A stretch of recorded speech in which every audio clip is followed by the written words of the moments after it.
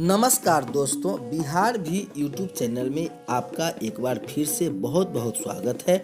आपने अभी तक इस चैनल को सब्सक्राइब नहीं किए हैं तो लाल रंग का बटन दबाकर चैनल को सब्सक्राइब कर लें और बगल के घंटा बजा दें ताकि इस चैनल पर जो वीडियो अपलोड हो वह सबसे पहले आप तक पहुंचे।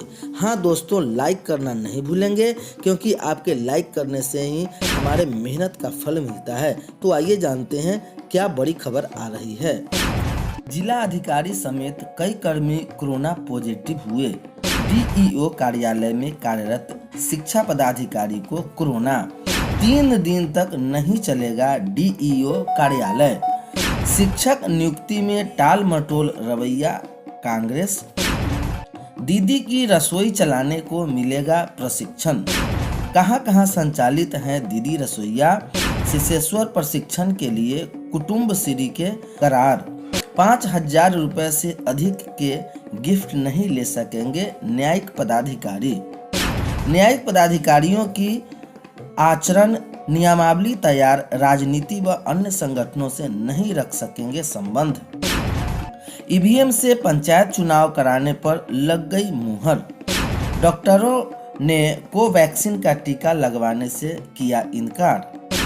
नई पॉलिसी अब 15 मई से लागू होगी, इसे तब एग्री करना ही पड़ेगा। सवाल जवाब से जानिए अब आगे क्या होगा। अब ट्रांसजेंडर भी बिहार में बनेंगे दरोगा और सब इंस्पेक्टर। ट्रांसजेंडर समुदाय में खुशी का माहौल। अब समाचार विस्तार से। शिक्षा अधिकारी समेत कई कर्मी कोरोना हुए पॉजिटिव। डीईओ कार्यालय में कार्यरत कई शिक्षा पदाधिकारी और कर्मियों के कोरोना पॉजिटिव पाए गए हैं। इसके मद्देनजर पूरे कार्यालय के सैनिटाइजेशन के 3 दिन तक कार्यालय कार्य स्थगित कर दिया गया है। पटना के जिला शिक्षा पदाधिकारी ने कार्यरत कार्यालय आदेश के जरिए इस आशय की सूचना दी है। ऑनलाइन कार्यों के निष्पादन की सुनिश्चितता के लिए सभी शिक्षा पदाधिकारी तथा कर्मी को मुख्यालय में रहने तथा मोबाइल ऑन रखने का निर्देश दिया गया है। शिक्षक नियुक्ति में टाल मटोल रवैया पर प्रदेश कांग्रेस प्रवक्ता राजेश राठौर ने राज्य में 94,000 प्राइमरी स्कूलों के शिक्षकों की नियुक्ति में नीतीश सरकार के टाल मटोल वाले रवैये की कड़ी आलोचना की है।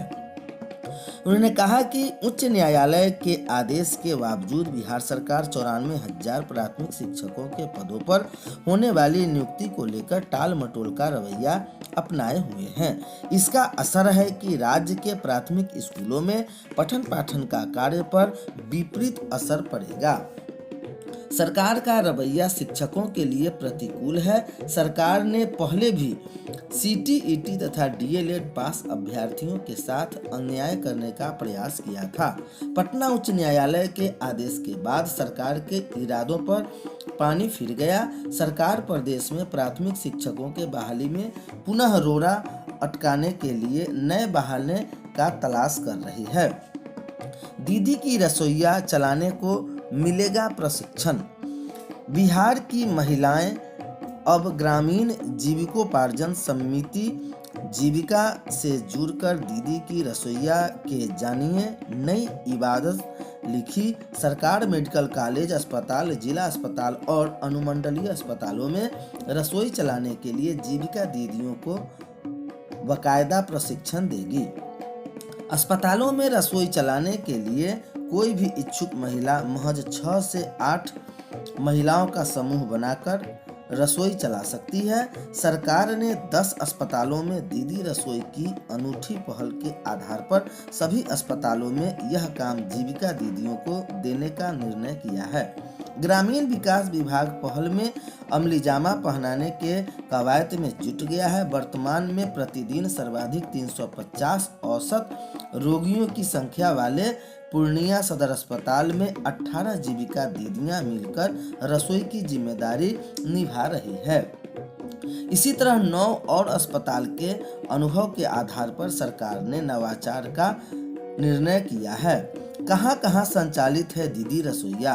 वैशाली सदर अस्पताल, बक्सर सदर अस्पताल, शेखपुरा सदर अस्पताल, गया सदर अस्पताल, शिवहर सदर अस्पताल, सहरसा सदर अस्पताल, शेरघाटी अनुमंडल अस्पताल, आरबीआई के कैंटीन और बीएमआई पटना के छात्रावास में जीविका की दीदियां रसोई चला रही है। सेसेश्वर प्रशिक्षण के लिए कुटुंबश्री करार। सरकार ने दीदी रसोई के पेशेवर प्रशिक्षण के लिए कुटुंबश्री से करार दिया है। कुटुंबश्री दीदियों को अनेक प्रशिक्षण मॉड्यूल जैसे ग्राहकों के साथ संवाद, स्वच्छता और रखरखाव, संकट प्रबंधन, कच्चे माल की खरीद की तकनीकी, मेनू योजना, लेखा और पुस्तक संधारण, लागत और कई अन्य प्रशासनिक विषयों पर कौशल प्रशिक्षण देती है।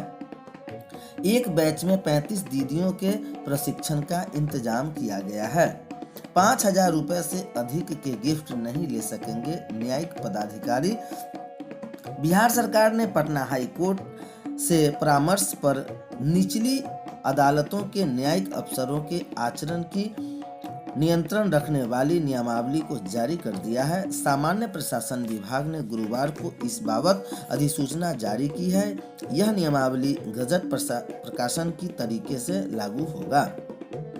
नई नियमावली में 2017 के पुराने नियमों को और व्यापक कर दिया गया है। उदाहरण के लिए शराब पीने से संबंधित आचरण को सख्ती से प्रतिबंधित किया गया है। कार्यस्थल या किसी भी पब्लिक प्लेस पर शराब या प्रतिबंधित मादक द्रव्यों के सेवन की पहले से मनाही है। न्यायिक पदाधिकारियों के लिए सबसे बड़ा बदलाव प्रेस और मीडिया से जुड़ने पर मनाही करने वाले नियम है। वो 2017 के कानून जुडिशियल ऑफिसर या उसके पारिवारिक सदस्य को प्रत्यक्ष या अप्रत्यक्ष तौर पर कोई प्रकाश बनाने का, कोई किताब, आलेख एवं खबर आदि लिखने से पहले हाईकोर्ट की मंजूरी लेनी जरूरी थी। अब इसकी अनिवार्यता को आगे बढ़ाते हुए ऑनलाइन किताब, आलेख या खबर के प्रकाशन के मामले में भी कर दिया गया है।